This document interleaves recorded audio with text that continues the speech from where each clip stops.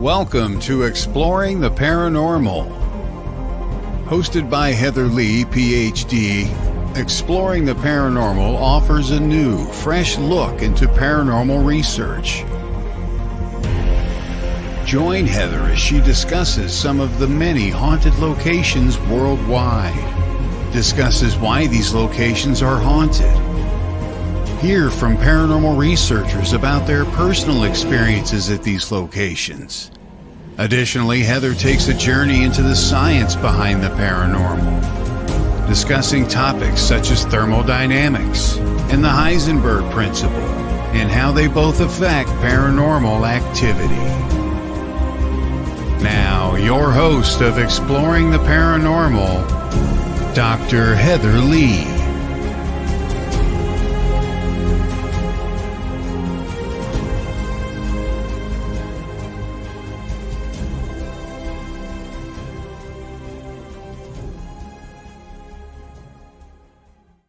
Good morning, everyone. Welcome to Exploring the Paranormal. Super excited to be here today, but I do want to let you guys know that we've been experiencing plenty of thunderstorms in the area, especially if you guys watched the interview that I did with Reverend Sean Whittington last night. Lots of thunder and lightning and flickering of a whole bunch of stuff electronic-wise. So if you lose me, I'm sorry. We'll catch up next week when we come back, but I'm hoping, keep your fingers crossed, that these storms do not start until 1 o'clock like they're supposed to, but you just never know. And hello, Courtney. Thank you for tuning in. Today's guest is, actually don't really need to do an introduction for him, but he won't be here until 10:30. Joe Franke. I've brought him back on. He's my co-host of Passport to the Paranormal on Thursday nights. And today I wanted to bring him on and put him in the hot seat. Usually he comes on and shares stories about his experiences with the Warrens, his paranormal experiences, what he got started in.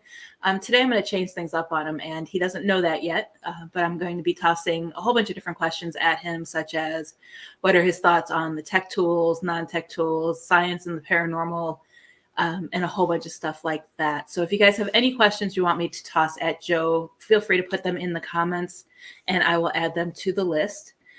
And trying to think of what else. If you guys, as always, if you have any questions, let me know. It doesn't even have to be about our show topic. I'm usually have plenty of time to answer them. If I don't get them answered right away, I'll do them later in the show, or I will do them off the air by sending a message or commenting on the comments in the show. So feel free to ask away. I'm here to answer the questions you have. So before I get started with my, I have a little bit of a topic on something that I'm working on for training as part of my shamanic life coaching course. So we'll be going over a few things. I want to get your opinions on it, and kind of something that I did that helped me with my mid-year slump, I guess you would call it. So, but for those of you who are new watching the show, and even those of you who've been here before, feel free to comment, say hello, let me know you're watching. Tell us where you're from, where you're watching from. You don't need to get into details. You could just tell us your country or state or whatever you guys, province, or whatever you guys live. It doesn't have to be too specific. We don't need your exact address. We just need to know about where you're living from, where you're listening from, just kind of have an idea of who's out there watching. But then for those of you who've never watched this before or don't know who I am, I'm Heather Leigh. I have a PhD in paranormal science from the Institute of Metaphysical and Humanistic Studies, and that's here in Florida. I'm an author, lecturer, paranormal researcher, motivator, life coach, and educator with more than 35 years research paranormal experience. I used to say 30, but we actually calculated it, and it's 35. I have several books out and several more coming out. Haunted Southern Nevada Ghost Towns. It's back on Amazon, but you won't be getting it until late July. But you can go to the History Press or Arcadia Publishing, order directly from there. I need to change this too. I have 5 copies left. I sold several over the weekend. So if you want to get an autographed copy, reach out to me and let me know. Ghosts and Legends of the Vegas Valley is available on Amazon or the History Press. I actually sold out of my copies, and I have to order some, so I won't be getting any more until mid to late July myself. Haunted Florida Lighthouses. Great book to talk about during this show. Joe Franke actually wrote the foreword to it. He did an excellent job. Love it. He's a big fan of lighthouses, so I thought he'd be perfect for that one.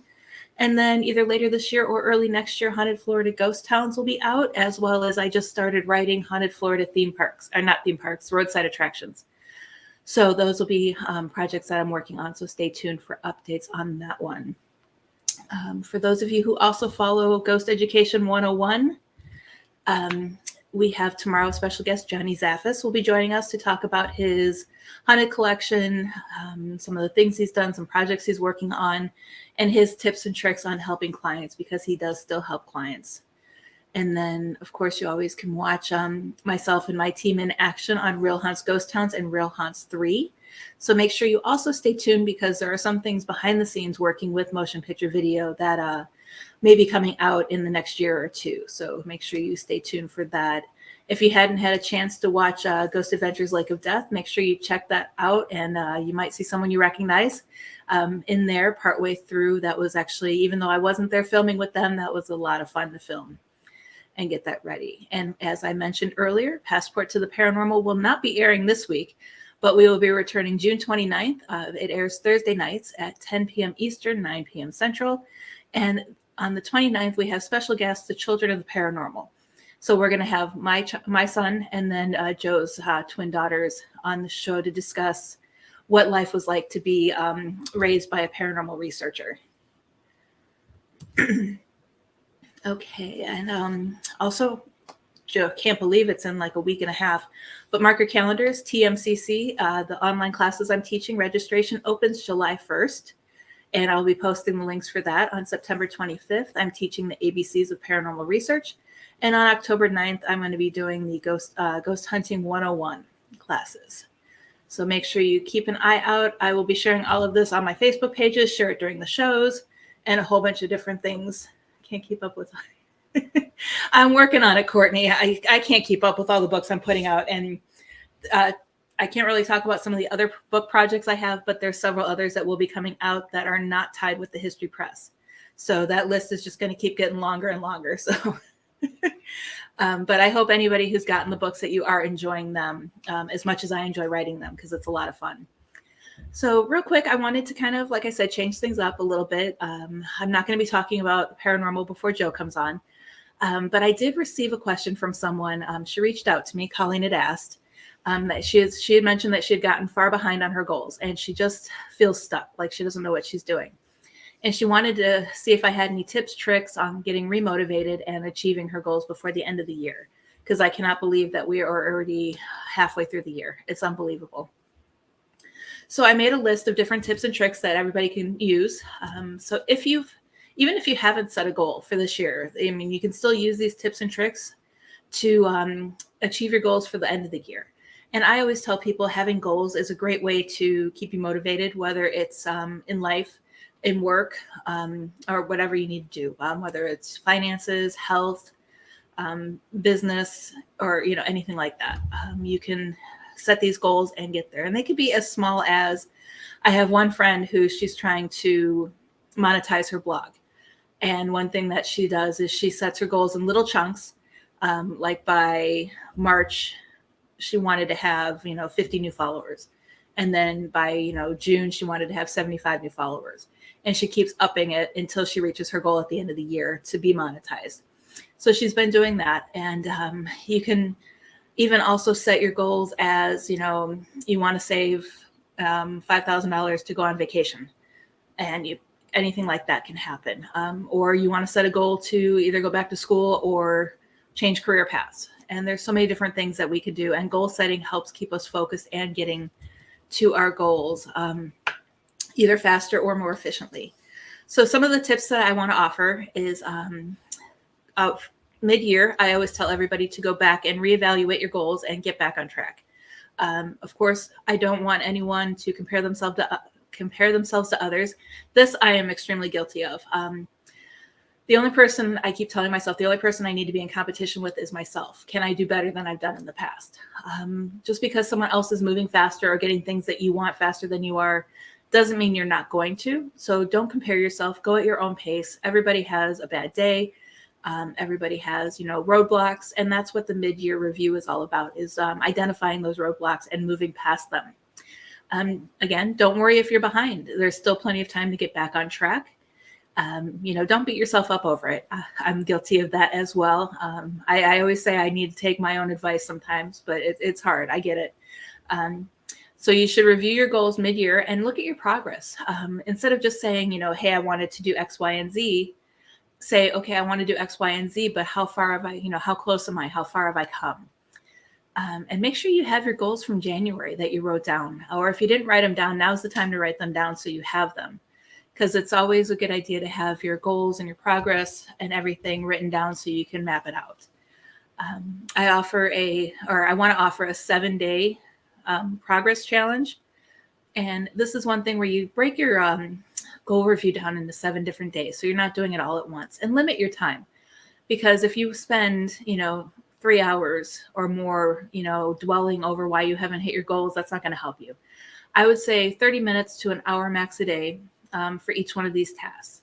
So day 1, you want to review your vision, your goals. Why are you doing this? Why do you want to achieve a certain goal? So figure out your why, essentially.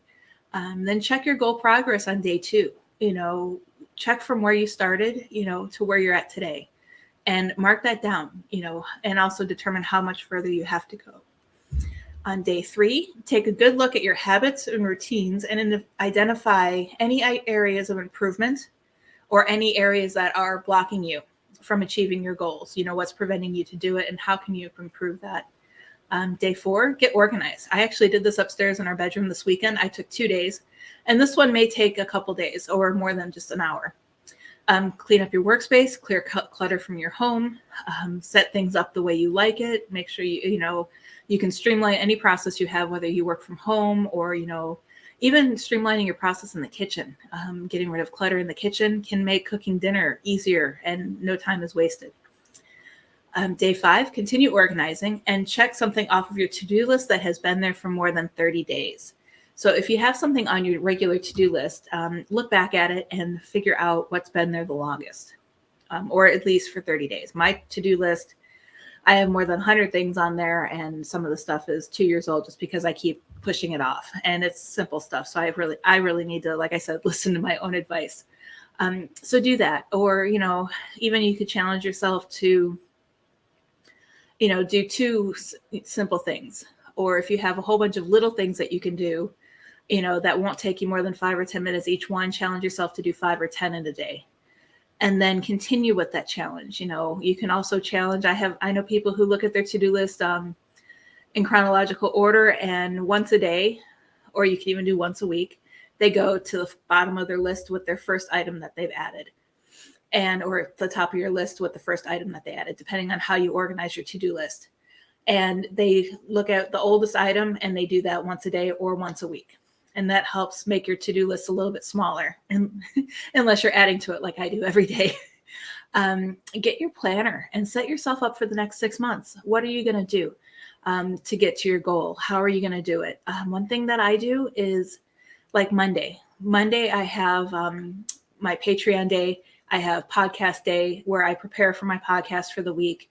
And then I work on whatever's on my to-do list. Tuesdays, I have this show. And then Tuesday after the show, I work on whatever I have to do for this show to get ready for next week. Wednesday's my writing day. And also my Ghost Education 101 day every other day. I dedicate Wednesday to, Tuesday's also my social media day.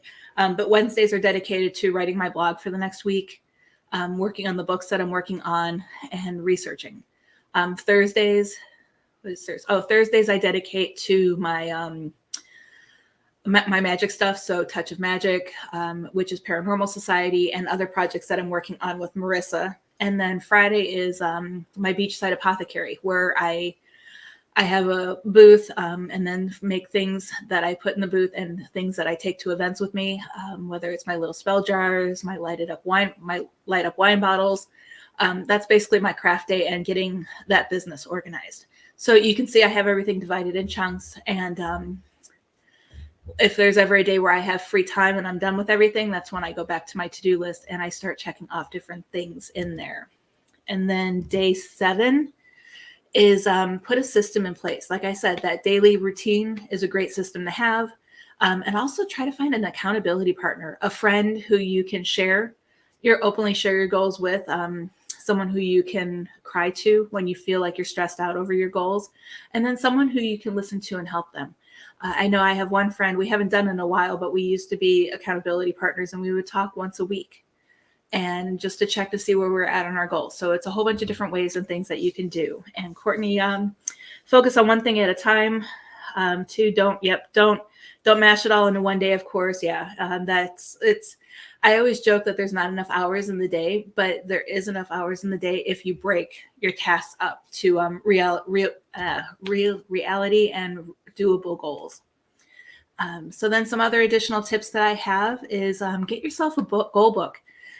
I should have grabbed one, but I have, you can use a journal that they have. You can use a notebook. But there are several goal books out there that help you break down your goals daily. So you can use that. Also write down, keep track of what you do daily, even if it's not associated with your goal. Kind of at the end of the day, summarize what you did. And then that way you can go back and identify problem areas, your habits. What habits, have you been doing that are keeping you from achieving your goal? And then don't be afraid to revise your goal as you go. Sometimes things change. Some examples I have is ask yourself the following questions. Why or what haven't you achieved yet? What has changed in your life since setting your goals in January? You might have new life goals. Are your goals still relevant? How far have you come since setting up those goals?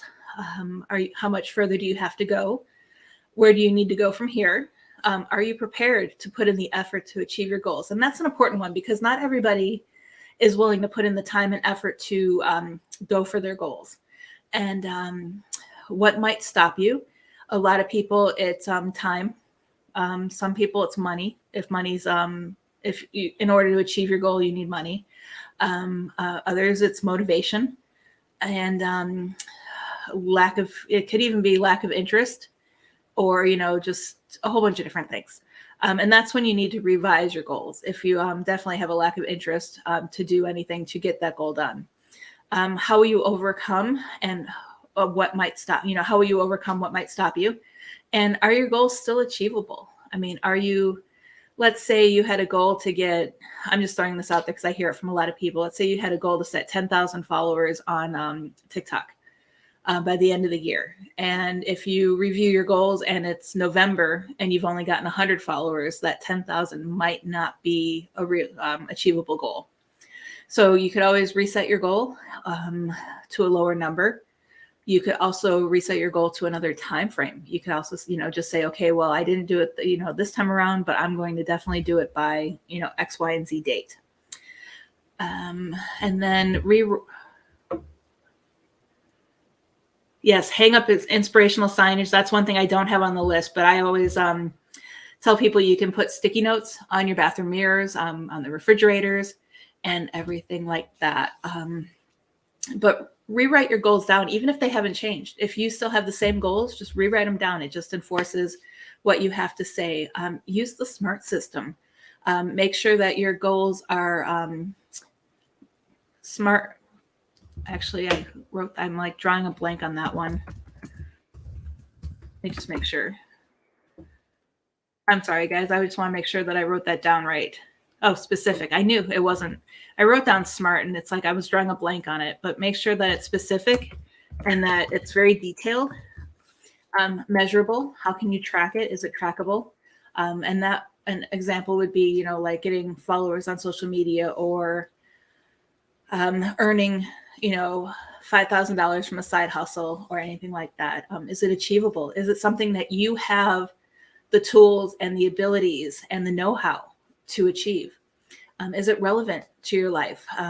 Getting a goal of, I'm going to go back to it, 10,000 TikTok followers might not be achievable for some or, relevant to someone who doesn't like social media or doesn't want to, make the videos for TikTok. It's just not going to work.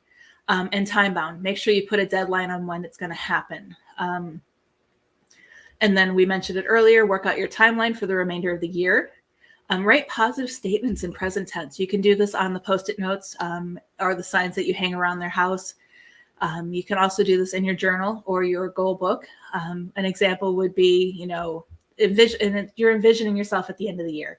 It's December 31st, and I have successfully achieved my goal of writing 300 blog posts this year. And now I'm off to Hawaii, and that would be if you set Hawaii as your reward for writing 300 blog posts. And that's just a statement that I threw together. Visualize your achievements. What will your life feel like, look like, and be like once you've achieved your goals? What will you say about your achievement? What will others say about your achievement? How would you feel about yourself once you achieve the goal? And how will you celebrate? So always make sure you revisit those goals often. Serves as a reminder of what you're aiming for.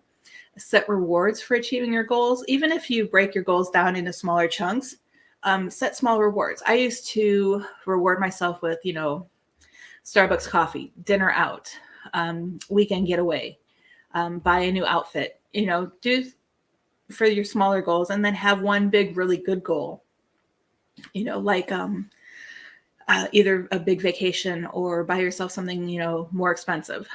But do those little goals along the way, because if and you reward yourself, it's going to just put you in the right mental state, and you're going to look forward to achieving your next a goal. And then keep your goals in one place. Use that journal and have it on your bookshelf where you can easily get to it and look at it whenever you need to.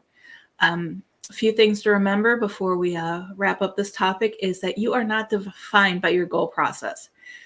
Just because you're not achieving your goals does not mean that you're I don't really want to say worthless, but you know what I mean, that you just can't do it. Don't let your progress get you down. It's not permanent. You can always change how you move forward and get things done. You are only one person, or you are the only person who can achieve your goals. And also remember, you are only one person. So be realistic with your goals and know that nobody can help you get to where you need to be. It needs to be you getting you there. And we all have bad days. I do this all the time. I call them pity days. It's just days where I just don't feel good and don't feel like doing anything. I'll do what I can, and I'll lay down and watch TV all day. I do it more often than I should, but I do that. I always tell myself, and then if you guys are like me, it's one of those things where I then start feeling bad about everything. And I'm trying to think of the words. Just pick yourself back up. I feel bad that I'm not getting anything done or my goals done and everything. So it's one of those things where tomorrow's another day. You might have taken a day off, and just don't let it bother you. And it's one of those things that I always tell people. I'm better at telling people what they need to do to help improve their lives, but I need to take my own advice. It was something we always joked about when I was in network marketing. I was a great leader in network marketing when it came to training my team members and helping them out and getting them motivated. But then I would look at what I needed to do for my personal business in network marketing. And oops, sorry, I just realized I am a little blurry, aren't I? I might have to fix that when we take our commercial break. But I was always one of those that didn't do what I told them. So I always told them to do what I say, but not what I do type of thing. And I'm working on, as I've gotten older, I'm working on getting better. Okay, let me just scroll through the comments here real quick. Okay. Yep. Deep dive into self-love. Tell yourself it's okay. Exactly, Courtney. You know exactly how I'm thinking. And hey, Kelly, thank you for joining us. And Lee, thank you for joining. Yes, my background. I love it. It's a backdrop. And I don't know if you guys have seen these, but these are real wax candles, but they're light up. And I love them. They're perfect. They're perfect what I need to do. It took me a little while to get this done, but absolutely, absolutely love it. I feel like I always have a spirit with you. Yeah, it's probably Grandpa. You're right. He tends to hang around with me, and just across from where I set up my desk is the doll that I feel he's attached to. And that's actually, I'll bring those dolls on one of these shows so you guys can see them. My son says they're creepy looking because one, they're actually Raggedy Ann and Andy dolls, and one does look like Annabelle. But they're mini version, so they're not the full version. that. And Mr. Franke is in the house, so we are going to take a quick commercial break. I'm going to try to adjust my camera a little bit while we're on that commercial break. And we'll see you guys when we get back with Joe Franke.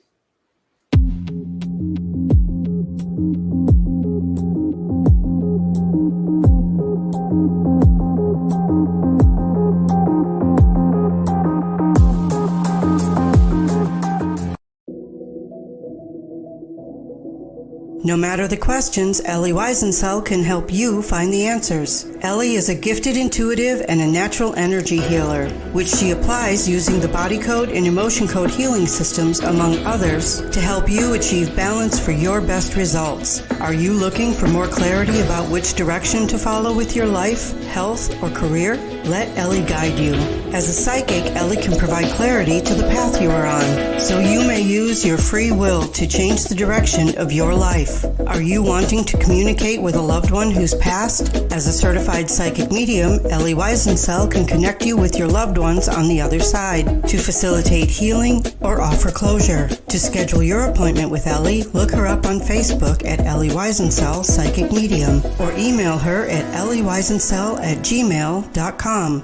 That's Ellie Weisencell, Weisensel.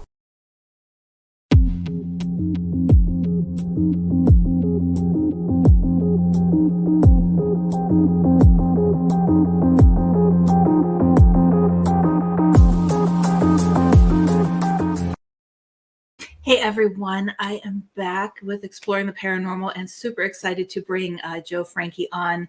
I don't think he needs an introduction. You guys know him. He's been on the show several times before. So let's bring Joe on. Hey, good morning. Good morning. Glad you made it. How are you? Yeah, I'm surprised I made it. My son asked me to play in a golf tournament yesterday. I am so sore. I haven't swung a club in like 3 years. You're getting old, Joe. Yeah, man. I tell you, I think I pulled a groin muscle. I'm not even kidding. No fun. Wow. I didn't go golfing, but I was rearranging my bedroom, so my shoulders, like through here, were killing me all day yesterday. Yeah. Well, I mean, I went a few months ago. I found out I have multiple tears in my right shoulder, and the scan lit up like a Christmas tree, and they're like, you know what all that white stuff is? And I said, arthritis? I'm full of arthritis, so that's okay. Yeah, Courtney says you should have practiced first. Yeah, well, it could be worse, right? But yeah, I barely had a time to warm up. I'm getting on the first tee, and I think I killed a squirrel. The ball went right into the woods. Poor squirrel. Well, I got a couple of birdies, a couple of chipmunks. Trimmed a few trees. But seriously, I woke up this morning and I'm like, oh my God, I could barely move. And you're on radio shows all day today, aren't you? I have another one tonight. Yeah. Yeah. Yep. That's okay. Yeah, you'll have fun on Nicole's show. I love being on her show. She's fun. Oh, she's awesome. Yeah. I'm looking forward to just sitting and talking. It doesn't hurt too much when I do that. Real quick, it looks like we have everybody on the show that's been watching, that's watched before, but just in case there's someone watching that doesn't know who you are, do you mind explaining who you are and what you do? Okay, well, my name is Joe Franke, paranormal researcher. I've been doing this work for 37 years. I was a student of the Warrens way back in the 80s and 90s, and studied with Ed and Lorraine and went on a lot of cases with them. I learned a lot from them, went on lectures, and that's one of the things that helped me a lot is attending a lot of their lectures and in a helper capacity. And I heard them teach and over and over again. It just stuck with me. I learned things about the Amityville case and the Enfield house and the Rhode Island case, all those cases that were made famous by the Conjuring movies and things like that. So, yeah, I've been around for a little while. I'm feeling my age, and one thing I mentioned that is pretty interesting is I'm about the age now that the Warrens were when I met them. Maybe they're a little bit older, but late 50s. Mhm. So it's kind of weird the way things come full circle. And now I'm in a position where I can help teach other. Or we can help teach Mhm. others because you've been doing this as long as I have. Yeah. So I think we make a pretty good team. Yeah. You and I, Yep. and I appreciate you every Yeah. day. Thank you. Yeah. I just hope we help people and don't cause more harm. No, no, no, but unfortunately, there are. I don't want to say haters, but there's people out there that may not agree with me or with you or with the way the You Warrens there? fought, and that's fine. I mean, that's what makes us all different and individuals. However, I do Hello? feel we should. Can you hear me? Did I lose you? You there? Yep. Okay. Sorry. I was changing out. Josh messaged me saying that I was delayed on his end, so I unplugged something that wasn't there before. Oh, okay. You can hear me So though, right? I can hear you. Yeah. All Just right. just Remember making last sure time. we got to play around with it. I got a new Ethernet cord with internet boosters to stop me from freezing, but I guess that wasn't helping. Yeah, once I fixed the problem from last week, I haven't touched anything. Yeah, we needed you earlier because my sound wasn't working, but Todd Oh, had his computer muted. oh, I'm sorry. So Oh, I was picking on him, but I was getting some Ben Gay and rubbing it in. yeah, we figured it out after I tried different microphones and headphones, and we finally got it worked Yeah, out. no, I got this new setup thanks to you. I got the new camera and everything. So Mhm. do I look okay? Yep, you do. Oh, Yep. thank you. Yeah. Yeah, Lee says Team Lee Franke. That's awesome. We should get T-shirts made up. Yeah. We'll sell them at Phantasm. Hey, it's not a bad idea. Jeff's got a bunch of "I love Joe Franke" stickers. Right. Yep. He We'll, made we'll up get like 1,000 of them, and I think he's still got 1,000 left. we'll have his wife design it for us. Oh yeah, she does a great job at that stuff. Yeah. Yep. She's So, good. She's really good. I mean, it's been an interesting journey. Mhm. I like, I like to educate now. I like to Mhm. go around and speak, and hopefully you and I are going to be doing that soon. Mhm. Um, Colleges, universities, private organizations, fundraisers, things like that. Mhm. To try to help bring along the future paranormal researchers. People that share some of the same ideas and values that we do. Mhm. It's not all about getting the money shot, and being on Right. TV and stuff like that. I mean, yeah, it's nice and it's fun to see your face on TV, but you want to be really helping people with their paranormal afflictions, Mhm. so to speak. So Right. that's what I've dedicated my life to, Mhm. just helping people, and it's not all about putting up a website or YouTube channel, even though those are interesting. But the people that we help, want to remain anonymous. They don't want their friends and neighbors knowing that think they've got issues because they think they're going to be crazy or something like that. But Mhm. that's just not necessarily the case. I mean, we can go in and help somebody and assure them that, listen, you don't have a negative entity here, or for lack of a better term, a demon. Trying to stay away from that word. Just negative forces at work. I mean, um, it's not all about that, but unfortunately, when you come into the entertainment field, that's what kind of sells. Mhm. The Yep. horror, the shock value, the scary thing, and I get that, but Mhm. you know, um, more about education and entertainment. Of course, Mhm. I can be entertaining with my personality, but you know, uh, you just, I deal with a lot of people that say they've had, oh, geez, I've had this group or this group out here, and they told me I have a demon and I should sell my house and move. Mhm. And you say, well, I haven't found any evidence to support that, and but then it's hard, as you've heard me say, trying to talk these people back off the ledge. Well, Mhm. so and so said I had this. You don't have this. Well, Mhm. why did they tell me? I don't know. I'm not going to speak for them. I don't know them. Never heard of them. Some of these people just watch too much TV, and all of a sudden you have something that you can't explain, or something you don't understand happen, and all of a sudden it's bad. Mhm. Oh, let us come in, and they have 20 people show up with all kinds of cameras and computers and recording devices, and it's almost become comical these Mhm. days. I mean, we didn't have this problem 30 something years ago, did we? We No. didn't have the internet, we didn't have television, we didn't have, well, I mean, we had Hollywood, and we had some shows back in the 90s, like, what's that show with Tim White there? I forget the name of it. Sightings, Mhm. shows like that. But that wasn't all just paranormal. It was also Right. Yeah. cryptozoology. You had UFOs, things like that. Yeah, I think Unsolved Mysteries also covered one or Unsolved two Mystery, paranormal. Robert Stack. Yep. Yep. Now there's a new version, I think, out now, right? With was it Captain Kirk there, William Shatner? Yeah, that unexplainable or unexplained. Yeah, I mean, they're interesting shows. I watch some of them. Mhm. You know, because there's things I still learn that I didn't know that, or I didn't know this existed out in Las Vegas. I learned a lot from you.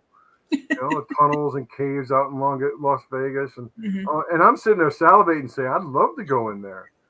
You know, Las Vegas is a fun place to investigate. I do have to say I miss that aspect a little yeah. bit. Well, hopefully you and I will get a chance to go out there again. Mhm.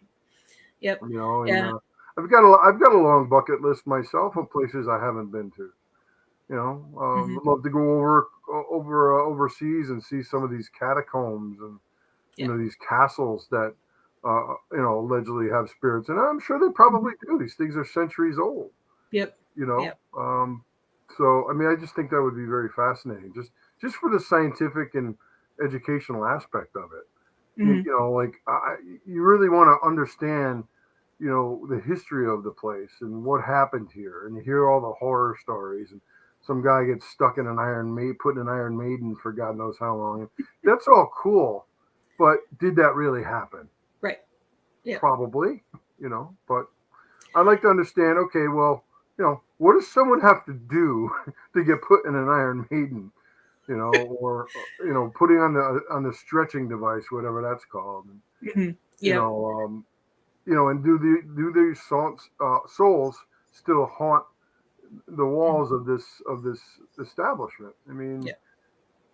we know it's possible, but highly unlikely. Yeah. Why would they stick around there in a place that caused them so much pain and torment? But Mhm. makes for good Yeah. television or movies. Sorry, Yeah. I get off on my. It's perfect. I don't have to do much work while you're on. Oh, well, it's just there's so many things that are fascinating out there, but you Mhm. really want to understand, you know, why things are happening.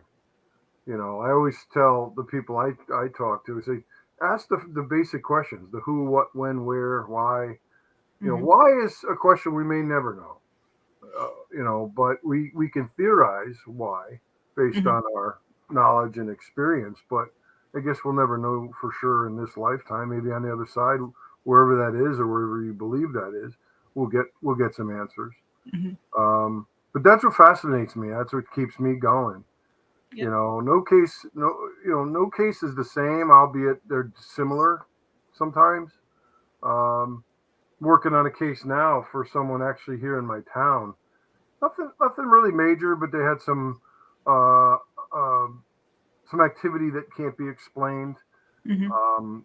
And the funny thing is, the home is 30 years old, built in '93. It was built and lived in by a friend of mine I knew very, very well. His son and my son grew up playing baseball together.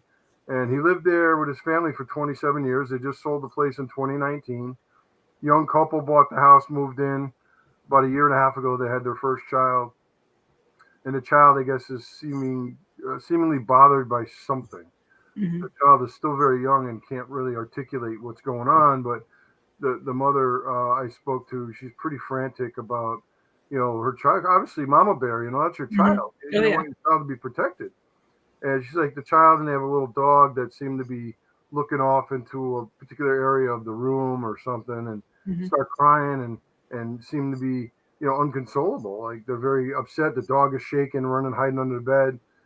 And she's so she put out a thing on Facebook through one of the moms groups and locally, They get these mothers groups where they all support one another and things Right. like that, and they chat. And my daughter happened to see it. This just happened about 2 weeks ago. And my daughter happened to see it. And people's comments, there must have been about 50 comments, 48, I think, comments of, the folks that are on this site. Like, oh, you need to call a priest. You need to go down to the church and have Father so-and-so come and bless the house. And, oh, you need an exorcist, or you need this ghost hunting group and blah, blah, blah, blah, blah, blah, blah. And I'm like, well, wait a minute. We don't even know what's going on yet. Mm-hmm. It may not be paranormal at all. Right. Albeit it's strange, but I mean, children are very young. When they're very young, and they're very impressionable. They're very innocent. There may be a natural explanation for why this stuff is happening. Things like that the bathroom light was flickering for no apparent reason, and I was getting more of a sense of an electrical issue, Right. And I one of the first things I told her, I said, well, let's rule out everything else first.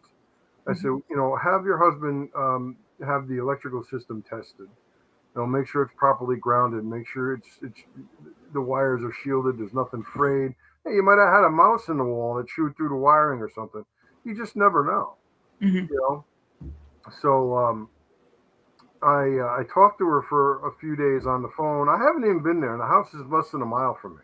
It's not very far, but I'm not going to run out there with all kinds of equipment and set it up. And you don't need that. A lot of times, as you know, we just do a lot of consulting over the phone or through Zoom or something like that, and find out a little bit of history of the family. What's going on. Do you have any?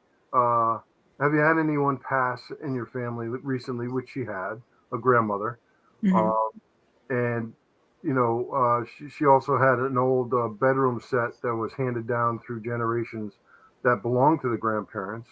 So I'm like, okay, well, let's start where we are and move backwards and try to see if we can figure out some kind of natural explanation to why you may be having this odd activity. And so we kind of narrowed it down. I said, well, I think you may have a visitor there. It may be the grandmother that is visiting the child. I did enlist the help of some of my very gifted psychic friends. I'm actually still working on my abilities, but just try to gain knowledge of what may be going on there. So I had said to her, and not that I had any proof of this, but I said to her, listen, why don't you just walk around your home in a very calm and pleasant tone and ask, Graham or Grandma or Gammy, she had a name in Polish that she would call her. I said, just ask her, to move on. Say thank you very much for helping and watching over, and we're getting, but if my son is seeing you, you're kind of scaring him and the dog, and there were other things that happened too that weren't explained, but and so she did that one night. This is like last week, and she sent me a message the next morning. She says, I did what you asked me to do, and last night was very peaceful. I said, great. Awesome. Okay. So then there was another incident where she was making the child's lunch. She had to go to work, and I guess her mom was coming over to watch the child at the house for the day. And she said, I was making his lunch, and I had some applesauce, and I think she said like oranges or tangerines. And she turned around, and all of a sudden, it was gone. The food that she was preparing was just gone from the counter. And I'm like, okay. She goes, no. She goes, then like a minute later, it was back. Like it had apported somewhere. I'm like, right. I said, okay, well, are you 110% sure that it was where you left it? Was it back in the same spot? She said it was back in the same spot. So I said, well, I can't explain that if that happened exactly the way you're telling me. Obviously, wasn't thinking she was lying or making that up at all. I said, but things like that can and happen. But I said, continue to do what I asked you for the next few nights and see what happens. And this was late last week, I think, and I haven't heard. I said, listen, my phone is always on. I don't care if it's 3:00 in the morning. If something happens and you're scared, call me. I may not answer if I don't wake up. I sleep like a rock, but let me know. And no news is good news. I don't think I've talked to her since last Wednesday or Thursday. So we're going on almost a week. Mm-hmm. I was going to send her a note this week, just checking in, but I don't want to plant the seed, Right. Oh yeah, well this happened. Well, why didn't you tell me that? Because if anything odd or strange happens, just write it down. Keep a journal. Write everything down so you don't forget. Anything that you can, back up with photos or video or anything like that. So she did send me a video of the lights flickering in the bathroom. Mm-hmm. I had asked her if that had happened, if they had ever noticed that happening before or since, and she said no. I said, well, check out the light switch, check out the actual light assembly, check Mm-hmm. out the electrical. So they did all that and said everything seemed to be fine. And basically, as far as I know, everything has stopped. Everything that they were reporting Right. has stopped. But there wasn't like dishes flying around and stuff like that. It wasn't anything like that. It was just things that they noticed that were odd, and the child would get upset. So, one thing she did tell me last week when I last talked to her is her husband had gotten called into work, and she was home alone, and the baby would start crying again. Mm-hmm. Baby, I think 18 months old. To me, that's a baby. And she went up and she said what I asked her to say in Polish. I said, she said, should I say it in Polish or in English? I said, whatever you're comfortable with. She's going to understand you. If that's your grandmother. And she went up and she did it. And then she came down and she put the child back into bed. And she said, within a minute or so, he was sound asleep. I said, well, I can't tell you for sure if that was what did it or not, but, it certainly wasn't going to hurt. Right. So a lot of this, I think, is psychological. Things start happening, especially if you're into this kind of stuff. Mm-hmm. So one of the first questions I ask people when I interview them is, how much of these TV shows or how many of these TV shows do you watch and these movies? And a lot of people are like, oh, we love that stuff. We watch that stuff all the time. Well, the seed's already been planted. Mm-hmm. I mean, I joke around when I lecture and I ask the audience, I say, how many people here have sat and watched The Exorcist at 2:00 in the morning alone in the dark? And usually people don't raise their hands, but I will. Mm-hmm. I'm like, okay, well, seriously though, after you've watched a scary show or scary movie and then we find out, oh geez, I'm all alone now in this apartment or condo or house, and now you start, all of a sudden your senses are heightened to what's around you. You start hearing noises you can't explain, or smelling something, or you think you smell something. And then people start freaking themselves out. When that mostly happens is when I get calls or emails from people or groups that have spent time. Oh, my friends and I went out to a cemetery last night with a Ouija board or something like that, and they were using the board. It was the intention behind the board. So I don't want to scare people. Say, geez, I've used a Ouija board. Am I going to be infested? No, they went with the intention of trying to conjure spirits. And now it's like, oh, something followed us home, and this is happening, and that's happening, and my door's opening on its own. I'm like, oh God, you just open up that can of worms, and it's like, you can't put the stuff back in the horse, the old saying. So right, yep. It's just fascinating work. It really is. Yep. And Todd actually asked a quick question. He wants to know, what's the difference between a demonologist and an exorcist?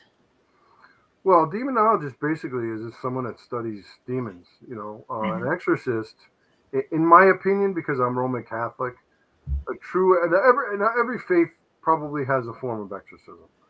But like in the Catholic faith, you need to be trained at the Vatican in the rite of exorcism. You have to be, Father Joe down at the local parish can't come and do an exorcism. He can do what we call a deliverance, which is pretty much a layman's form of exorcism. Where deliverance prayers are very powerful prayers, but they can be said, recited by anyone, any one of us. But the rite of exorcism is probably the most powerful way of expelling, evil forces, or I hate to say demonic forces, but negative forces. I know we've had that conversation, so Mhm. you've Yep. taught me some there, because the word demon basically it grabs people, and then when I hear Mhm. demon, their eyes open wide and their ears perk up. But do we really understand that? That's demonologist Mhm. studies you know demons, and the negative energies and the things they could do, and there are certain hierarchies of demons, and there's legion, and all this and that, and Satan, which is basically just a word that means adversary, Mhm. Lucifer. If you believe that, it all comes down to your faith. Yep. I mean, these are things that aren't tangible, and that's where faith comes in. Mhm. If you believe, I've actually said to priests before that kind of poo-pooed the idea of maybe something evil being there. I said, well, Father, don't you believe in God? Oh, that's a ridiculous question. Of course I believe in God and Jesus. I teach that. I said, well, then how come you don't believe in Lucifer? Right. You know why? It's because it scares them so much. Your Mhm. average look, priests are people first. Right. Your average priest, I've had cases where we've asked priests to come and just do a house blessing, and at the last minute, they'll back out. Mhm. Or they'll show up and they won't stay very long because they Yeah. get freaked out by something. I mean, they're Mhm. just people first. Just because you wear a collar, doesn't mean you're the most pious person. You need to be a really holy, pious person, and have that deep rooted faith for this to actually be successful, in my opinion. Mhm. You Yep. know, so I mean, anybody can call themselves a demonologist if you go by the literal definition of the word, I guess. Mhm. One who studies demons. You add ologist to the end of any word. It's somebody that studies that work, or whatever. Mhm. But that word is thrown out a lot. I mean, I've studied a lot under Ed when I was younger. Because Ed, God love him, he used the word diabolical a lot, and Mhm. demon, Yep. and things like that. Whether it was actual a case of such inhuman negative forces, I don't know. Mhm. You know, my faith likes to tell me that some of the cases they worked on were pretty bad. But maybe not all of them.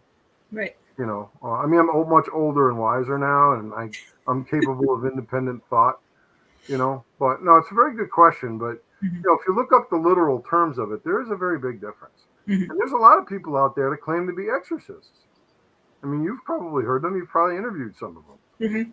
And you want to be respectful, but I have a lot of doubt in my mind that you're an actual exorcist. Mhm. Someone that can go in there and expel, this evil. I mean, Mhm. in my faith, in my religion that I grew up with, Jesus gave us the power to expel demons. Mhm. You know, Yep. but the actual rite, by the Catholic Church, you need to be trained on that. And as I understand, you need to be trained at the Vatican, uh, Mhm. special courses for that. Yep. You have to do a lot of training. So you're Mhm. mentored by a senior exorcist like Father Amort, Yep. who passed away a few years ago. He was, the movie The Pope's Exorcist was based on that. Have you seen that movie? Not yet. I haven't seen it yet either. Yeah. Um, but the movie The Rite, you've seen that one, right? Mhm. All Yep. right, the movie The Rite, for your audience here, if they haven't, it's a pretty good movie. Mhm. Came out in 2012 with Anthony Hopkins. It's based on the life of a young priest named Father Gary Thomas, who became an exorcist. He was very skeptical, non-believer, basically, Mhm. and kind of tongue in cheeks, said, "Yeah, I could do that. I Mhm. could do that." So his bishop got wind of it and said, "Okay, I'm sending you to the Vatican to study the rite of exorcism." And I've talked to Father Gary a couple times on the phone, but it's been years. Very smart man. You can watch his YouTube videos and stuff. But again, I'm going by my faith, and I never Mhm. push my faith on anybody. Right. But this is how I was raised, and dragged to church and went to parochial schools my entire life. Mhm. Um, but then you have people that really are agnostic or atheist. Mhm. How do Yep. you deal with them? That's difficult. It's Mhm. difficult if they're not of the same faith or they don't believe in what you're telling them. Then it becomes very difficult. Yep. Yeah, that's why you research different religions and network with people who are of different religions. So that way, if you have that type of case, Hmm. you can call because I was on Reverend Sean Whittington's show last night, And we were talking about, I brought up that I use cascarilla to do house blessings. And we were talking about that. And the reason why we did it is we had someone doing a Catholic blessing of the home because the mom was Catholic, but the daughter was dabbling in witchcraft. So we did both faiths in the cleansing of the home to make sure we covered all our bases. Mm-hmm. Yeah. Well, that's good. But did the daughter stop? The daughter did not stop, but she ended up moving in with her dad, and then the mom sold the house. Yeah, well, and that's about that all may we be know. good for the next owner, because what if she's still dabbling? It's going to follow wherever she Right. goes. Yep. And I even offered to help the daughter learn, and that's what, I mean, if you're going to dabble in anything, take the time to learn from someone who knows what they're doing. Yeah. And it goes for me, I'm still learning. I mean, a case like that for me, I'd probably have to go do some digging and do my research as well. I don't know everything. Yep. I'll never will know everything. Yep. People look at people like us as experts. Well, maybe in the sense that we've got a lot of years and experience, but none of us will ever know everything. Right. And there's a lot of people out there that know more than I do. My mentors are gone now. I mean, if I still have questions, I'll go to someone else. I'll you come talk to me. John, maybe my friend John, who's been doing this longer than me. Yeah. So it's life is, in my opinion, it's a journey, but it's a learning experience. Mm-hmm. Yeah. Up until the day you die, you're still learning. Mm-hmm. But you and I make a formidable team, though, I think. We're on both ends of the spectrum. Well, yeah. I mean, we share some same beliefs, and others we differ on, but that's what I love about you. Yep. You don't always agree with me, and vice versa, but that's fine. I'm not the kind of person that's going to argue with somebody, especially in a social media platform. Right. Nobody wins those arguments. You just both look stupid. Bill says, don't listen to anyone. Joe is an expert. Oh, Bill's on, huh? Okay, Bill, thank you. Stop wearing those shirts. Yep, Bill and Father Kenneth Torres is on. No, yeah, that's actually something I wanted to bring up. I have a list of some out-of-the-box questions to ask you that I usually don't ask you. Is paranormal teams that wear logos when they go to residential investigations. And not just the little pocket logo on their shirt, the big back logo, and then they have their cars decked out and everything when they pull up.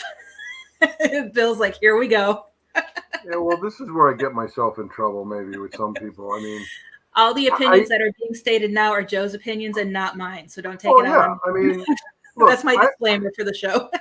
Let me be honest and be serious for a second. For teams that they need to identify themselves, that's fine. Okay, well, usually when I lecture, I usually get a few people in the audience that are part of their own paranormal team. Nothing wrong with that. But there was just this one show, and there was about 4 or 5 of them, and they were very nice, but they came up to me after the show, and one of them introduced themselves, and I'm so-and-so with ABC Paranormal. And they had these T-shirts on, and this is the backstory behind all this, stuff that Bill and I joke about all the time. So the guy comes up to me, he's like, "Yeah, we're ABC Paranormal. We do what you do." And I'm like, "No, you don't." I said, "Wait a minute." I said, "What do you mean you do what I do?" "Oh yeah, we investigate that." I said, "Well, that's part of what I do." I said, "But were you just listening to this 2-hour lecture? Did you watch the slideshow?" So I didn't mean to have an ego, but I kind of get tiffed when people say, "Well, we do what you do." So they have these T-shirts on, and I don't know, it's across the front of my saying ABC Paranormal or whatever, big whole T-shirt, and on the back of their T-shirts it said investigations 100% free. I don't know. Personally, I just took issue with that, and this is my personal opinion. And in no way want to insult anybody out there that wears T-shirts, Bill. I'm not trying to insult anybody. It's just not something I do or care to do. Now, if you've got a nice polo shirt or something like that with your group's insignia on it, that's perfect. That's fine. The people that put things on their cars and their minivans in the back of their truck window, I don't care for it. I don't care for it myself. I don't think there's any reason for you to advertise to the public that you do this. Because it to me, again, my opinion, you're just wanting attention. And a lot of that attention is probably not going to be good, because, it's an attention grabber. People see that and they see you get out of your vehicle and they want to ask you questions. Or in some cases, they want to come up and insult you. I had a case, a very big case some years ago where the family was very frightened and they're like, Joe, we don't want anybody, our neighbors, anybody knowing that you guys are coming. And I said, look, I'm not going to drive up in the mystery machine. I said, I drive a pickup truck. I said, they're not going to know. I said, if you know your neighbors, because it was a multifamily dwelling. So if your neighbors get nosy, just, tell them, yeah, I'm your cousin visiting or from out of state or whatever. Of course, I got Connecticut license plates, but, I said, you don't need to tell them who I am and why I'm there. It's none of their business. I just firmly believe in being anonymous, being very discreet. And as I always say, be humble about what you do and who you are. When you start getting a big ego where your head gets so big you can't walk through the door, that's a problem. And that's why for many years, up until recently, which was last year, I never attended any of these paranormal conferences. Again, nothing wrong with that. It's just not something I chose to do for myself. I don't know how well known my name is. Don't really care. What I do care about is that people that will really need my help, your help, Bill's help, find us. They find the right people. They don't find these yahoos that want to come in and get some footage or get something on tape or whatever. And then the first thing something happens, they freak out. They pack up and leave. Show up on a Friday night at 8 o'clock, 8 o'clock when they're, okay, I got a kid's ball game in the morning. I got to get out of here. It doesn't work that way. There are cases I worked on where I've actually moved in with the family for days and sometimes gone back there night after night for weeks, months, years. And maybe we've got absolutely nothing. And you try to put the family's fears to rest. But Joe, after you leave, this happens, this happens, this happens. I said, okay, I'm not saying they're lying or they're making it up, but in their mind, this stuff is very real. And I know I'm getting off topic, but it's all connected. So wearing a shirt with your team insignia on it, that's great. Wearing a billboard, I have a problem with. Yeah, Josh commented he's upstairs watching and he should be working. So Josh, get back to work. He says for residentials, the team should go in with no logos or any type of markings that may let neighbors know what's going on. The family you're helping doesn't need the whole neighborhood to know they have paranormal investigators at their house. Yeah, that's true. I mean, like I said, what if, you pull up in front of someone's house or park in their driveway and their neighbors see that? I mean, people are going to notice. If you're driving a van, there's a group in Connecticut. I don't even know if they're still around, but, somebody had taken me a picture of the van driving down Main Street in whatever town it was. And on the sides and on the back of this van, they had this big logo, almost like the Ghostbusters logo with the slash through it. I'm like, well, what is your purpose for having that? It's what I call the look at me syndrome. People want that attention and they thrive off of it and they have to have it. And when they don't get it, they have a tantrum. Why is so-and-so get to be on this show? Or, why is this one getting interviewed? Well, who cares? What I care about is the people that really need the help, that are having some kind of affliction, find the right people. Not just me. There's a lot of gifted people. A lot of them are on this show that can help, So I just want them to find that person or team that can help them and not be looking for the money shot or whatever. It just drives me bananas. It does. Kelly says that they leave it up to the client, but she does agree with Josh for the most part. But if the client wants, they will not wear their shirts. They'll take the magnets off their cars and any other team identifiers, and they use ID badges so the client can recognize and remember them. Right. I mean, I agree. You should have some identifiable form of, like your driver's license or maybe a team membership card or whatever. I mean, I have one. I don't usually carry it with me.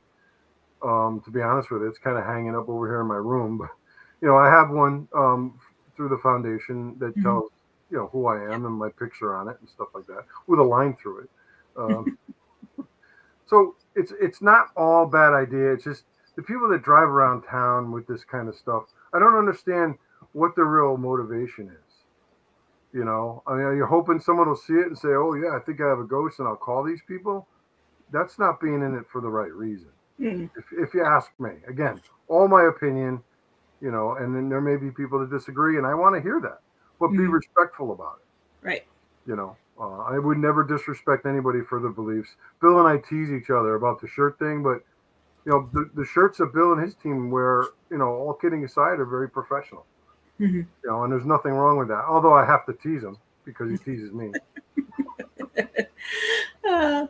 And then here's one question I've been wanting to ask you. I kind of think I know your opinion on it because you're more old school, but what are your thoughts on all these tech tools? Like envision Bill's table at Phantasm last year. What are your thoughts on the SLS, the Spirit Box? Well, and again, I don't want to get myself yelled at here. I am old school because I'm old, I believe there may be something to some of these machines. I trust my friends, my good friends like Bill. If he tells me that he's got a lot of good evidence with it, I have no reason to doubt it. However, I don't give a lot of credibility to it. Like, I know I joke around about the cat balls a lot and stuff like that. Just because you're getting spikes in EMF readings doesn't necessarily mean you've got a ghost standing in front of you.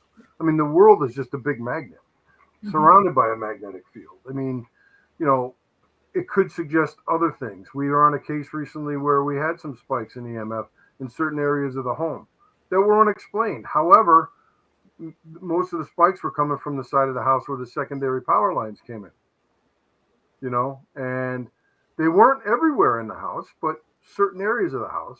It was an old house, I think 1850, somewhere around that era. So what's going on inside the walls? I don't know. How upgraded is the electrical system? Are there any frayed wires? Is something not grounded properly?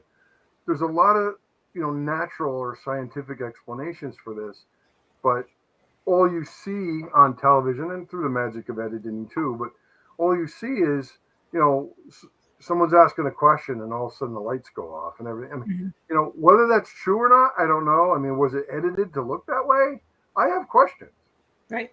But even still, that doesn't suggest to me that there's a ghost walking by and it's setting off this device, whether it be a cat ball or whatever. So some of these things are pretty expensive. I mean, yay, capitalism. The people that make these things are making, a ton of money. No one forces you to buy them, but just because you see some person or group on TV using some of these devices, I've had people say, "Oh, I'm saving up to buy this, $15,000 FLIR camera." I'm like, I used to use that in my industry before I retired. I was environmental health, safety, and security, and I used to use. We had a FLIR device for checking the panels, the electrical panels, and stuff like that for the heat signatures and things like that. So, do they work on ghost investigations? Maybe. I mean, I can't afford to go out and buy a 15,000. I mean, they're probably cheaper now, but I mean, for free, I could put the app on my phone. The SLS. I don't really understand a lot about that. I mean, I see how it works. I've watched it on television. I've looked it up on the internet. I'm like, it's interesting. You see a stick figure, but if I put the SLS on Hannibal over there, it's going to go off. Right. Yep. We did it. Was it your show? Our show we did it on? No. I did it on a show recently. I have the app on my phone. Not that I ever use it, but I just to try it out. But Ghost Tube or I don't even know what some of these apps are called.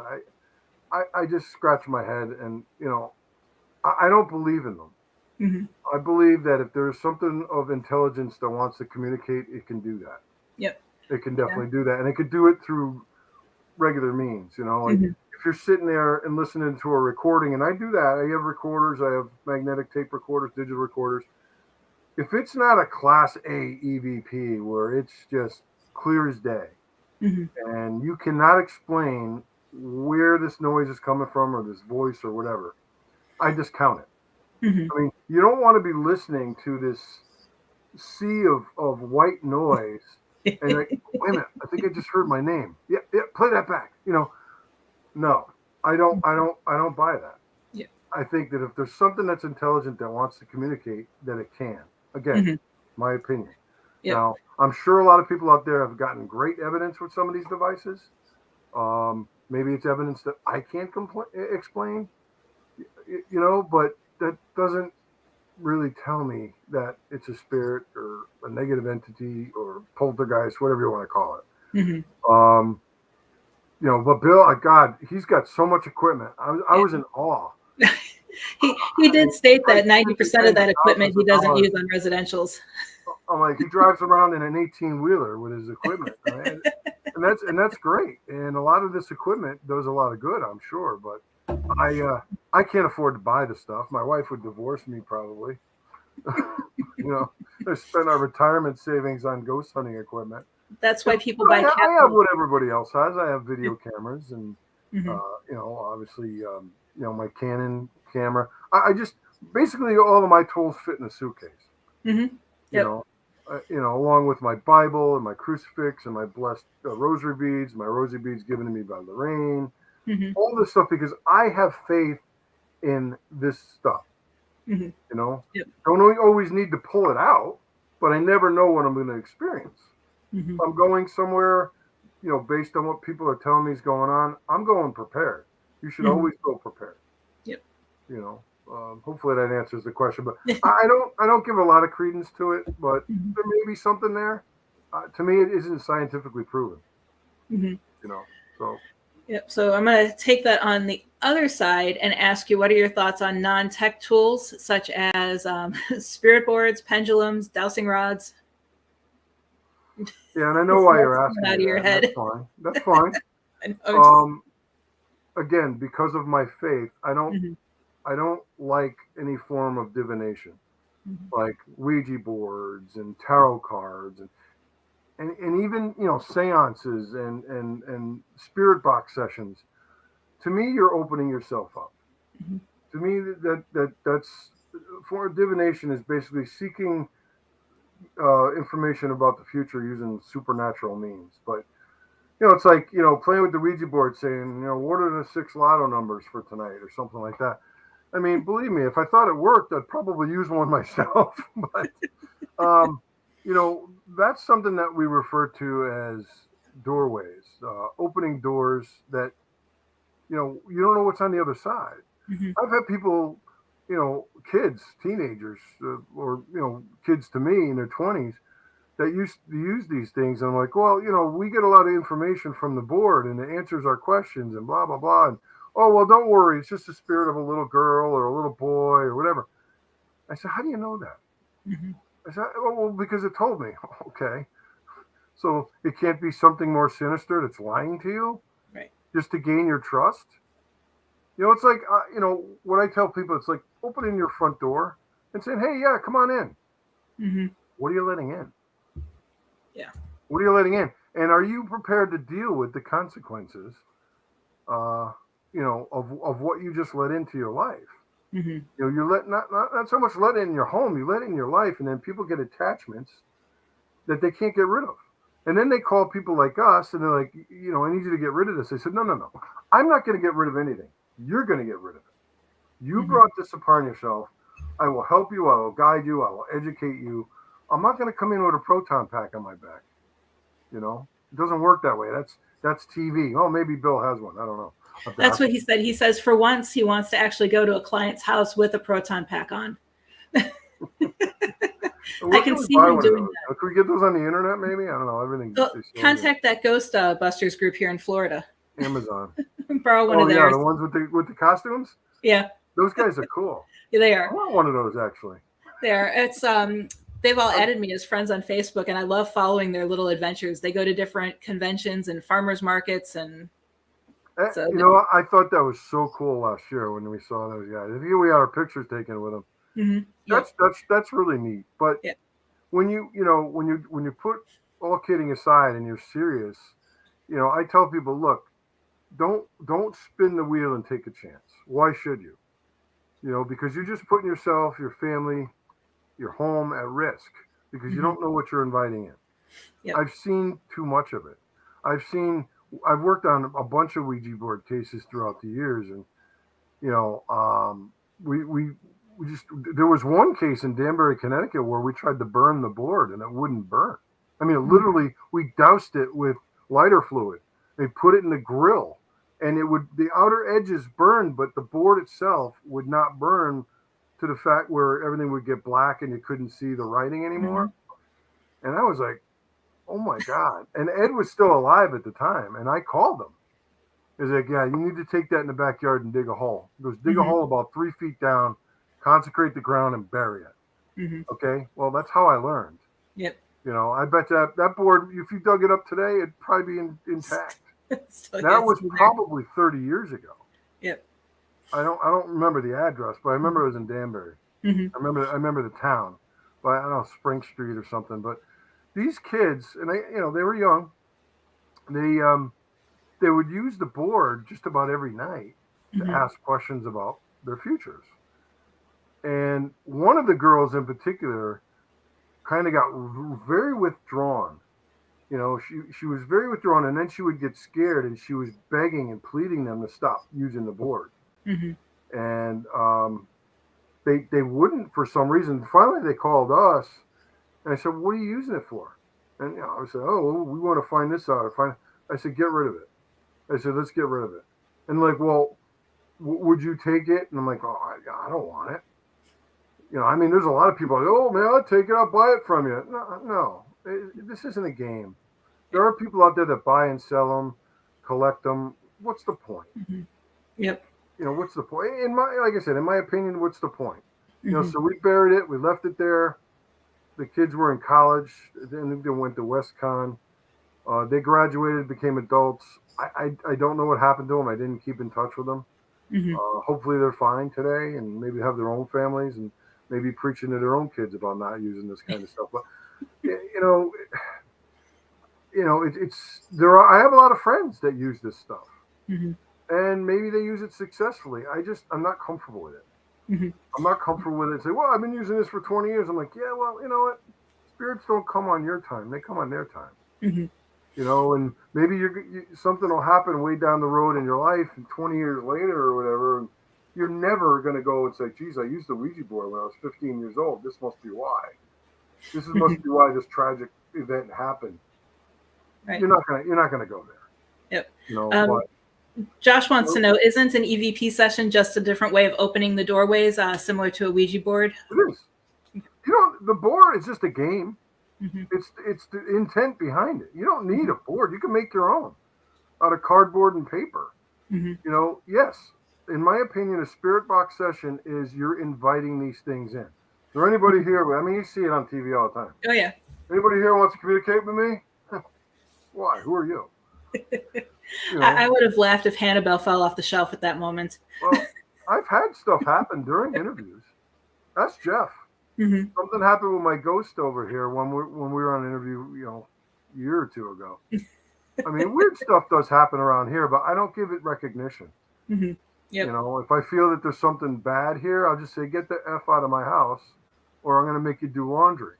I mean, I'm not impervious to this. I'm not beyond, being affected by things. I'm just smart about it, and I protect myself. I had a friend, this was recently, who I sent her a photo of my home and didn't tell her it was my home. And I wasn't trying to insult her by testing her abilities, but what she came back with I thought was kind of funny. And I said, here's a picture of a home. Could you give me a read on what you think if there's anything going on there? And she literally said, emailed me back or messaged me back. She goes, this has never happened to me before, but I can't get in. Whatever, it's blocking me. I can't get in. She goes, but I do feel something in the lower left-hand corner. There's a window, and that's my room here. Mm-hmm. You know, and I just thought that was interesting. You know, Yep. believe it or not, but she's like, it's like I'm being blocked from seeing this house is protected. It's like in a snow globe, and you just Mm-hmm. can't get in. You know, but I do that for everybody.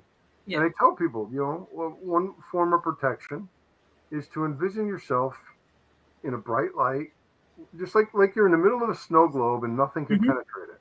Yep. But it's not, it's not a physical, tangible thing. It's the faith. Right. It's the faith. Yep. And again, all based on my faith and my religious background. But I'm sure there are people out there that have different views or a similar view. But I'm always trying to be careful not to insult anybody, because it's the last thing I ever wanted to do. I would never insult anybody or their beliefs or whatever. This is just things I've done for the last 37 years. Yep. And it's worked for me. Mm-hmm. And maybe people have other things that work for them, and that's fine. Yep, it's all in what you believe in. Yeah. Just be careful. And That's the biggest thing that worries me, is that people that aren't careful, they're careless, reckless, and then they have a problem that, can definitely spiral out of control for them. Mm-hmm. And what are your thoughts on paranormal tourism? You mean like haunted lighthouses, stuff like that? It's more or less the people who, I guess I should have said more or less urban exploration. It's not that the thrill seekers, the ones that go to abandoned locations that they really shouldn't be at because they don't have permission to be there to try to capture something. I mean, obviously, anytime people ask me where places are, I usually don't tell them. Mm-hmm. Or if they know where they are, I say, I'll tell them, please seek permission. Even if you're going to a cemetery. Mm-hmm. Most, if not all, cemeteries close at dusk. Right. They're open to the public, but at dusk, whether there's a sign there or not, it usually, means they close at dusk. And ask permission. Call the cemetery itself, cemetery association. Can't get a hold of me, call the police department in that town and say, hey, this is who I am. This is what car I'm driving, my license plate number. You want to look me up? I wanted to go in and take some photographs. I'll be very respectful. I'm not going to cause any damage. Most of the time, you're going to get a no. Mm-hmm. Yeah, please don't. If my officers see you, they're going to kick you out, kind of thing. But ask that permission anyway. Now, for the people that don't ask or ask, get turned down and go anyway, good luck. What are you looking for? Mm-hmm. I mean, what are you looking for in a dark old cemetery? I mean, the spirits they're not going to hang around where their bodies are or were from 100 to 300 years ago. Mm-hmm. I mean, they're cool. I love history. I love old cemeteries. I've gone to cemeteries at night and taken photos. That's one of the first things I learned when I was with Ed, and I told you that story where I left the lens cap on. I was taking pictures. This was during the day, though, but Ed's like, yeah, take pictures of these old stone, formations, and the oxidation in the stone sometimes will look like a face looking out at you. Mm-hmm. Like, we call that pareidolia, but some of them are pretty interesting. And I'm going around taking pictures. I'm like 20, 21 years old, and Ed's like, Joe, you got to take the lens cap off. I felt so embarrassed, but I was excited. Mm-hmm. I'm like, I'm hoping when I get this film, developed, I'm going to have faces in the headstones and stuff. But now I'm like, urban explorers, the thrill seekers, they usually don't ask permission. They break into old abandoned buildings or old hospitals, insane asylums, what have you. They have that allure to them. And, this looks like an old creepy place. It's all overgrown. No one's been in there for God knows how many years. But number one, as a safety professional, it's not safe. Right. The physical structure of that building may not be safe. You could fall through a floor, something could crash down on your head. You can get hurt or worse. Mm-hmm. Forget about the paranormal aspect of it.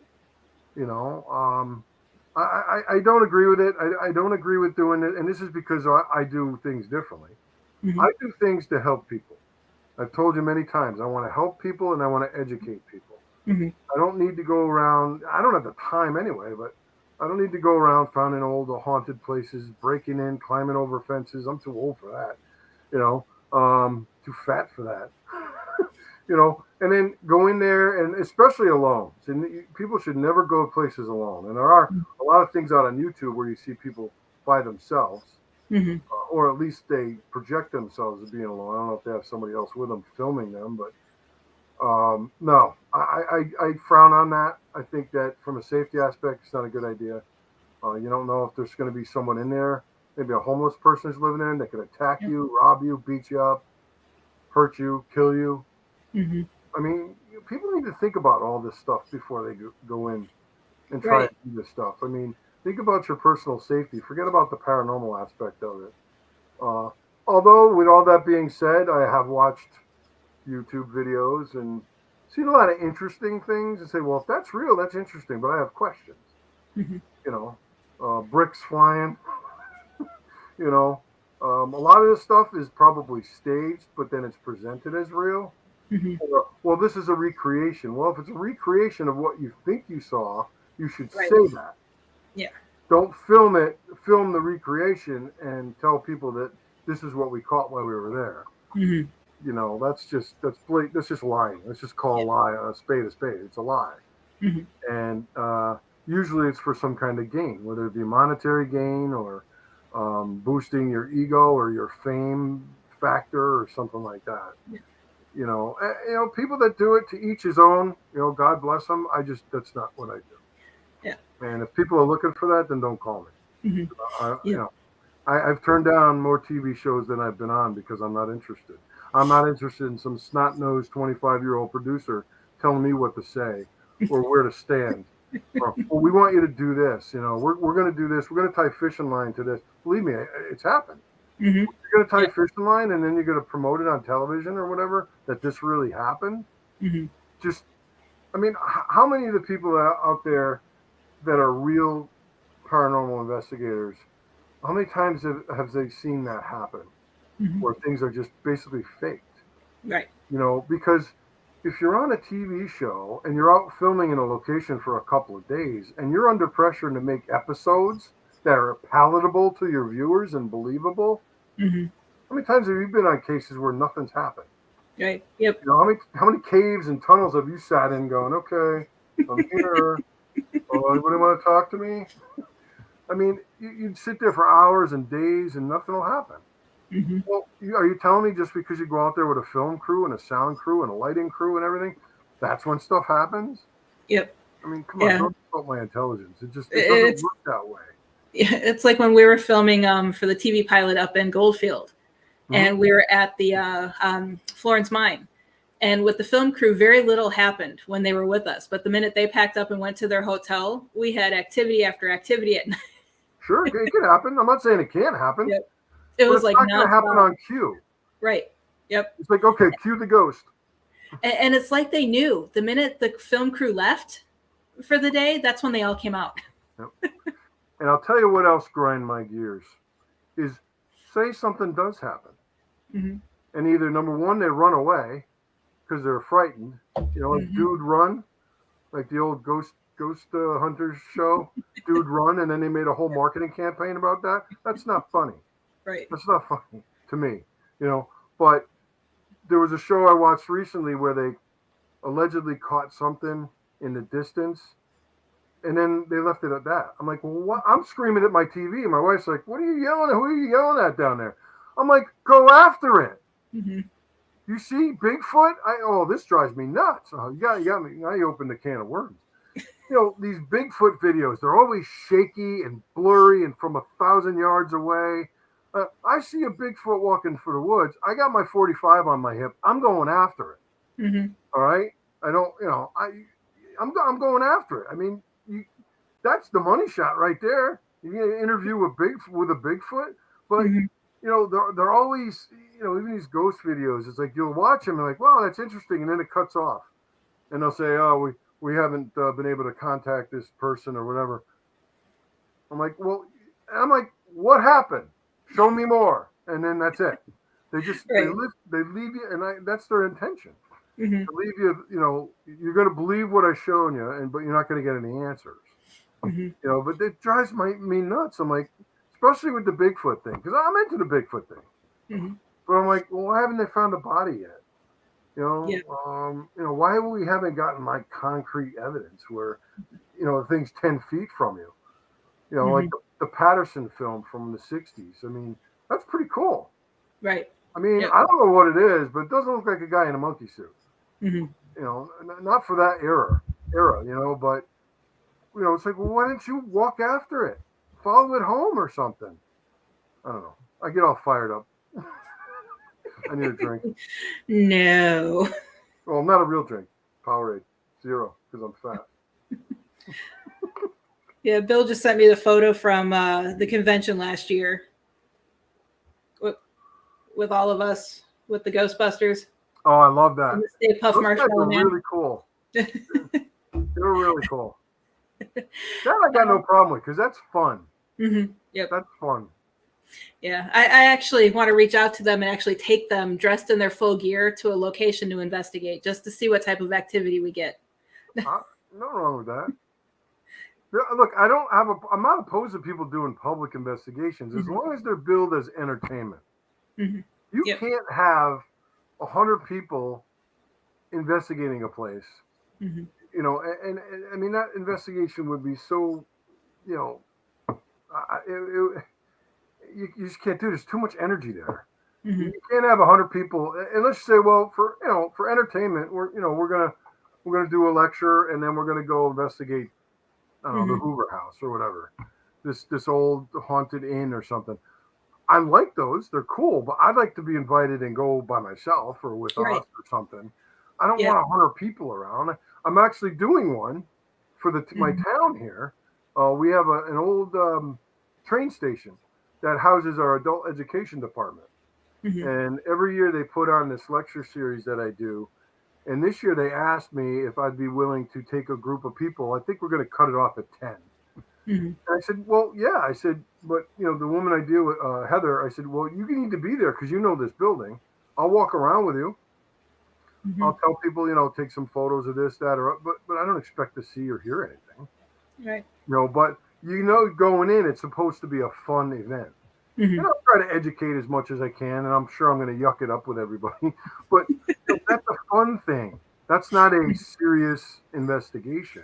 Right. Because Heather, she wants me to investigate it. I said, well, then I'll have to, schedule a time where I can go in. I want to say by myself, because it probably would be, although I'm hypocritical there because I tell people never to go alone. So she'd probably be with me, so I wouldn't be alone. Right. But if you're billing something as fun, or it's a fundraiser, that's fine. I don't have a problem with that. Yeah. But don't expect to capture anything. Yeah.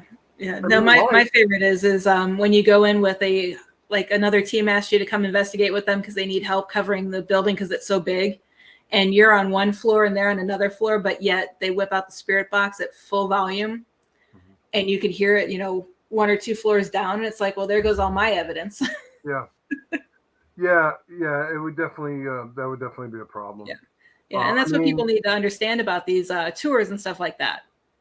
Well, that's where the education part comes in. I mean, if you're doing a tour, I think I don't want to badmouth Waverly, but Waverly I was invited to by another team years ago, and I said, well, that's very nice of you. I said, well, let me think about it. Well, I didn't realize. They're like, well, it's only going to cost X amount of dollars. And I'm like, no, you don't understand. I don't pay anybody to investigate their place. Because then I'll just say thank you, but I pass. Right. I'm like, I thought you were inviting me to come assist you, but then I found out that they have tour guides, and they take a group of, I don't know, say up to 10 people, and that you go floor by floor. Right. Okay. It's like what is this, like a Disney ride? Okay. Floor 4 is clear. You can come up now. I'm like, no. And then from what I understand, I don't know for sure, but they have a gift store or a gift shop. Yep, that they you do. need to pass through. I'm like, look, I get it. I mean, you own this place. If it's safe for people to go in and they want to spend the money and have a good time, I have nothing against that. but it's not going to be, yeah, maybe something will happen that's unexplained, but how do I know there's not somebody rolling balls down the hallway or something just for that effect? Right. Look, I got the biggest sense of humor on anybody. I don't mind having a great time, but feel it as such.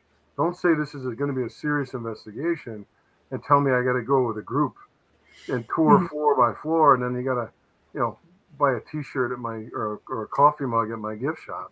Yeah. I don't do that. Now, people out there may love that stuff, and that's fine. God bless you. I just don't, because, like I said, I'm old school, and I don't have the time or the inclination to do that stuff. Yeah, it's not for me. Kind of like going to a certain museum in Vegas and having a midget clown jump out at you in the clown room. I want to go down to Key West and hug Robert. That's what Bill was saying. I'll give him a hug. Seriously, respectfully. Can I hug the doll? If they let me, I would. You need to ask Robert if you can hug him. Robert, do you mind if I hug you? And if he answered me, I'd be Jeff can't believe you're on the show again. I'd be careful, Jeff. I might have Joe replace you when you're supposed to be on the show in a couple weeks. Here's the question, Jeff. Why haven't you had me on your show? Yeah. Was it something I said? Probably. I was going to say, I've been on his show. It's been a while, but I've been on his show. Aren't you supposed to be working? No, he works for himself. That's right. And then he wants to know, what are your thoughts on snakes? Snakes are pretty awesome. Yeah. Snakes That's going to be your awesome. theme song when you come up on stage when we're speaking. I like snakes. Yeah. That's all I'm going to say about that. Inside joke. He says, don't forget the Joe Franke merchandise is available. So you're just as bad as Waverly's gift shop. Well, you know what? Somebody's got to make a buck somewhere. How much have we made, Jeff? I think we're in the hole by $1,000.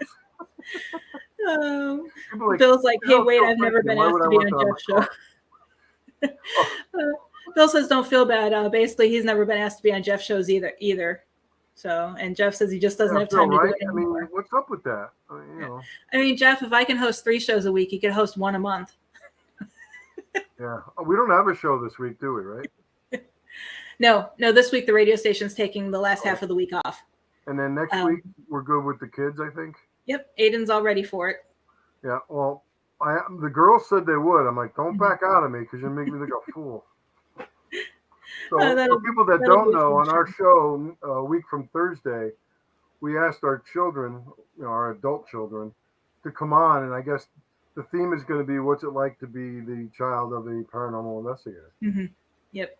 And then my girls are probably going to say, Dad never lets me go with him. And Aiden goes with me. He's been going with me. He's 18 now, right? He's 19 now. Oh, 19, sorry. Yeah, but he's been going with me since he was 15. My twins, I haven't brought them on an actual investigation. I've brought them to places I've been, but not like private residences. But my girls are 24 now, and my son's interested too. I don't know if he's available though. He works at the prison. I think he's going to be working that night. Yeah. No, Aiden, his first investigation we were doing, it was a haunted house Halloween event at the museum that I did a lot of work with. And they turned the entire mine into a haunted house that kids could run through. And they would let us go every half hour. They gave us 10 minutes to go in to show people what it was like to be a paranormal investigator and do mini investigations inside the mine.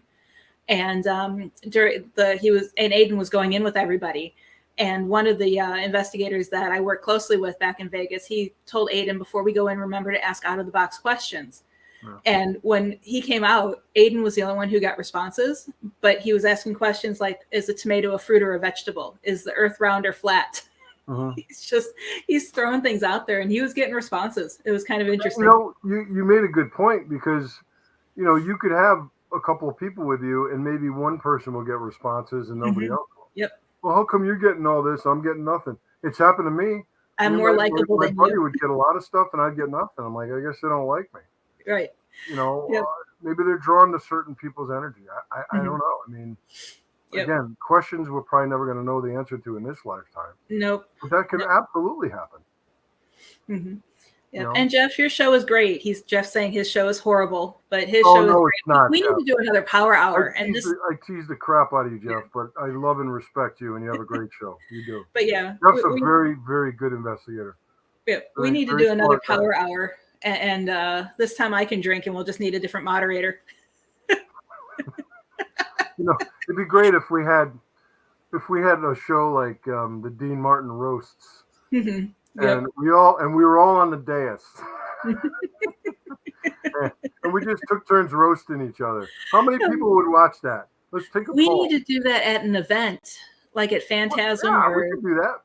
Yep. Bill, let's set that up at Phantasm. Yep. Yeah. We'll just all of us will be up there, and we could just roast each other.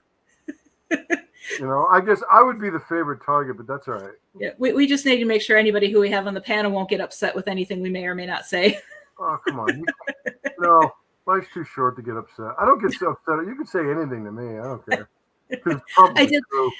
I did last night. I told Todd what I said to you last night in chat, and he just died laughing. I know. You're always picking on me, but I love it. I don't mind. Because you know what? In all seriousness, we're only kidding. Mm-hmm. We would never, ever insult anyone, let alone each other. Right. We don't all have to disagree. I mean, we don't all have to agree. Last year at Phantasm, we had some pretty lively debates. Oh, yeah. And a couple of them were kind of eye-opening for me. I'm like, that's a pretty good perspective. I never thought about that before. Yeah. And I was shocked on the topic of... You made me think about a couple of things, and maybe I did. I don't know. Yep. And I was shocked, too. We're a good team. Because everyone usually fights me on the topic of experts. And I was really shocked that Bill was on my side on that topic. Well, and I guess I don't disagree. I just try to be really humble about it because, yeah, I mean, as far as everyone else out there, Chris always tells me this. He's like, to everyone else out in the audience, you are an expert. I'm like, yeah, well, maybe if you look at it that way, but I look as the expert. I used to look at the explanation of an expert as someone that knows absolutely everything. Yep. And nobody will ever know absolutely everything.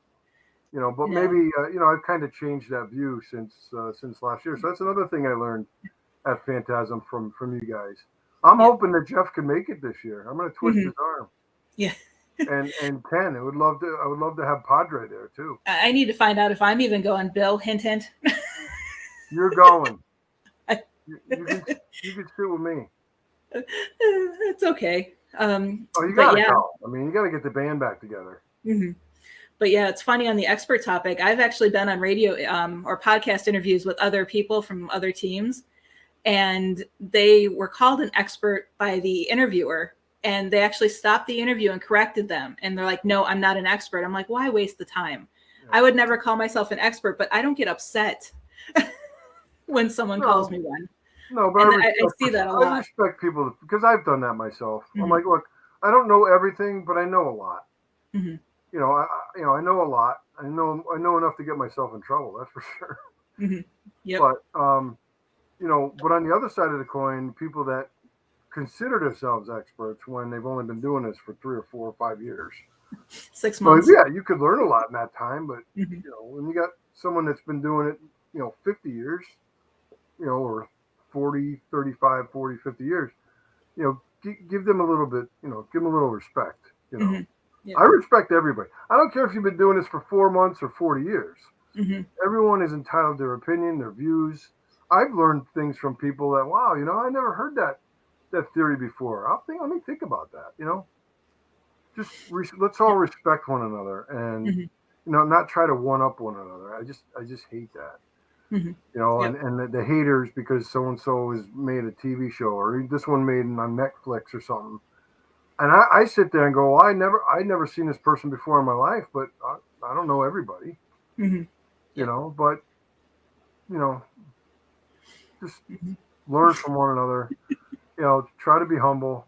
Mm-hmm. If you have an attitude, and Jeff wants me to tell this story, but I'm not gonna, I've put people in their place, who like, who do you think you are? I'm like, well, I think I'm Joe Franke. Actually, I know I'm Joe Franke, but that's it. But people that have big swollen heads because they have been on TV and have had a TV show And everybody they got a bunch of fanboys following them around, stuff like that. Like, Mm-hmm. so those are the people that sometimes they need to be put in their place. Yeah, that's always my favorite is when I get asked, well, what's your experience, or what are your qualifications, or have you ever been on TV? And that's just like, okay, would you like me to start rattling off my list? Because I don't rattle it off usually. Being on TV isn't a qualification. It shouldn't be. No, it shouldn't. But that's what people look for. There's a lot of people I've seen on TV that is cringeworthy. I'd be sitting there going, "Oh, I can't believe they just said that." But it's not like I'm going to send them a private message and say, you're a jerk. What'd you say that for? But there are people that will. People calling each other out on social media. So look, if you have a problem with somebody or something they've said, send them a private message. Why do you got to throw it out there for everyone to see? And then they draw back at you. Now you both look like idiots. Nobody wins those things. Nope. Always take the high road, even though someone may have insulted you, or you could come back with, hey, thanks, or something like that. Come back with a witty comeback that makes them feel like they could dangle their feet from a dime, Yeah, But it's one of those things for commenting on my post. You just increased my algorithm. Like Ed used to say, don't give it recognition, it'll go away. Yep. And it hurts. I'm not saying it doesn't hurt sometimes, but I told people, look, I learned from some good people who I knew very intimately. Don't insult them in front of me, because you're insulting me. That's my job, to protect someone that's not here anymore, to protect themselves. Right. Don't speak poorly about somebody. If you don't believe in their work or their teachings or their findings or their methods, that's fine. We're all different, and if you can voice that opinion respectfully, okay, but don't come out and call people names and accuse them of things that when you never even met them. And that's what drives me crazy. But I can't control what other people do. We can only control how we react to what they do. Right. Jeff says, he who has the most YouTube followers is my gauge as to who's the best. And I guess I'm probably one of the worst on Jeff's gauge, Jeff, because I have 18. And I have 18 less. And I know Jeff's just laughing. He's has a little smiley face. And I need to remind some of the other viewers that Jeff is a jokester, because in a couple shows he's upset some people. Well, and not intentional, but they just took it the wrong way. It's a very controversial topic. But Jeff, I put Jeff up there with the best of them. He knows what he's doing. He knows what he's talking about. He gets a little animated sometimes when he disagrees, which is fine. I try to talk him down off the ledge. Yep. He's learning. I'm actually gathering some stuff that Jeff's going to help me with on the tech side. So, because I need to, for some of our presentations, I need to have the video removed, or the audio removed from video, because I signed NDAs at a location, and I can't, I can share the audio, I just can't share the video. And of course, all the evidence is on the video, not the audio that we took. Well, that's another thing, with Jeff, and I mean this in the kindest way. Jeff will help anybody. Yep. He'll help anybody to the point where he overwhelms himself, but he won't complain about it. Right. I'm like, dude, you're taking on too much. I even feel bad. He helped me out big time last year, and I felt bad because I know how much work is involved in it. But he did it for me, and it was a great success. He helped me out with a video that I used at my lecture, and people loved it. It was great. Yep. But thank you, Jeff, for that. All kidding aside, Yeah, I need to keep writing books so I can keep paying Jeff in books. The last time he did a video for me, I sent him an autographed book. Yeah, he pays me by sticking my stickers on his car. And his grandson's car. Yeah, when we get the Lighthouse book, I'll sign it, and then I'll send it to you to sign it, and then you can send it to Jeff. He doesn't want my signature. He's still looking for Jeff. Are you still looking for a 8x10 glossy? I think I got all of them left. Oh, I got to redo mine. I had to throw all of mine away. Yeah, mine's about 3 years old. I should probably do another one, but I'm just more gray. Yeah, I actually need to get with Bill to redo mine. It just needs a swap out of a logo. Well, we'll see what happens, but you're definitely going to Phantasm. You got to be there. We'll see. I might get books somewhere else beforehand. Playing games. It's gonna hook you up. If not, you're coming to see me. But what if I book something? Well, then I'll come see you. I'll see you. I've been invited to Get out of Fear contact. Fest in New Orleans, so I'm still trying to figure out how to get out there because they're doing everything 100% for the nonprofit, and they're not paying any of their talent, and everybody's volunteering time. But it's like, and you know, I really want to get out there and help Howard because it's for a really good cause.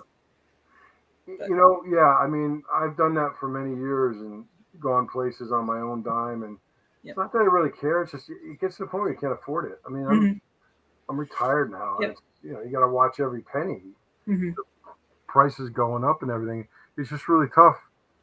Where I won't complain is if you're helping someone or if you're helping a family, you know, and for people that may have questions about this, look, it is okay to ask that your expenses be covered. We never charge a dime to help people. You know, however, if you're traveling, we just came back from a 5-day trip to New York, upstate New York, and you know, the family was very gracious and they covered all of our expenses. The family owned a diner, so they fed us very well. You know, I drove there because I was only about 3 hours away, car ride, but still, you know, that's 5 days out of your life. That's time away from your job or your family. You know, I know personally, I'll tell you, my wife wasn't thrilled about it, but she knows what I do and accepts it, you know, but you know, again, that's 5 days out of your life you can't get back, but you've done that in service to others. And, you know, I think we did a great job and brought some peace to the family. And that's my payment. Right. Seriously. That's my payment. To get a phone call or an email, or they look you in the eye and with tears in their eyes, and it's like, thank you so much for helping me and my family. You know, and that, I mean, you know, you can't put a dollar amount on that. No. And everyone here knows what I'm talking about. You cannot put a dollar amount on that. And even though it might sting you a little bit financially, that takes the sting away. It really does. You know? And cases like that take the sting away from when you have cases like the one I had where the poor 70-some-year-old woman was crying on the phone that she's not crazy, but we had no evidence of paranormal activity in her house. You know, it's like at that point in time, you're looking for the next case that you could help someone. Yeah. We've got some case. We've got one in particular case we've spent probably 3 to 3.5 months on right now. And the client who's desperate, or they say they're desperate for help, is not cooperating, isn't doing what we're asking of her. And it's very frustrating. It's like one side of you is like, oh, I've had it. I'm just going to write this person off. And the other side is you're torn. It's a tug of war. It's like, I won't do that. I'll never give up on somebody because there may be some truth to this. She may have an issue. But and her pain is real. What you're being torn, you know, from opposite sides, and you want to help this person, but the best help you can give a person is to help them help themselves. And if that person doesn't have skin in the game, and you're asking them to do something, oh, I can't do that, or I'm not comfortable doing that, or it won't let me do that, and like I can't do it for you, you know. And these are not hard tasks. They're not hard asks. They're actually pretty simple.